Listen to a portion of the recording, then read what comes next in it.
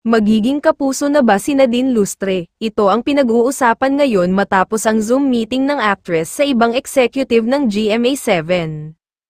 Ito na raw kaya ang umpisa na mapapanood na rin siya hindi lang sa pelikula kundi maging sa teleserye ng GMA7. At kung kahit paano ay nararamdaman ang presence ni Nadine sa showbiz, nawala naman si James Reid. Pulos mga personal ang post niya kasama ang girlfriend na si Issa Pressman.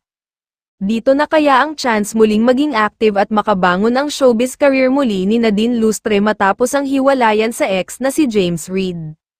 Wish nga ng ibang fans nila na magpaka-artista sana si Nadine dahil mahusay naman talaga siya. Isa si Nadine sa mga homegrown talents ng ABS-CBN, dumaan siya sa love team stage sa career nila ni James Reid na naging boyfriend din niya sa totoong buhay. Magkasama silang gumawa ng maraming TV at movie projects bilang Jadine Love Team. Sa huli, si Nadine, pati na rin, si James ay nakipagsapalaran sa kanilang solo career.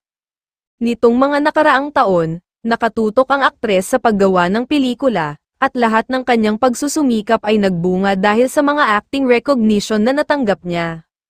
Nagpahayag ng pananabik ang mga tagahanga ng aktres para sa kanyang paglipat sa Kapuso Network.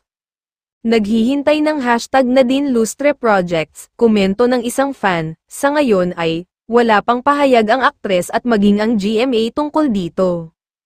Samantala, inamin ni Nadine Lustre sa isang panayam kamakailan na ang kanyang, morena, skin ay isang insecurity para sa kanya noon, na impluwensyahan din ang aktres ng paniniwalang ang mga, mestiza, lang ang nararapat na magkaroon ng puwang sa entertainment industry, gayunpaman, napatunayan niyang kahit ang isang, morena, na tulad niya ay kayang sumikat ng husto sa showbiz.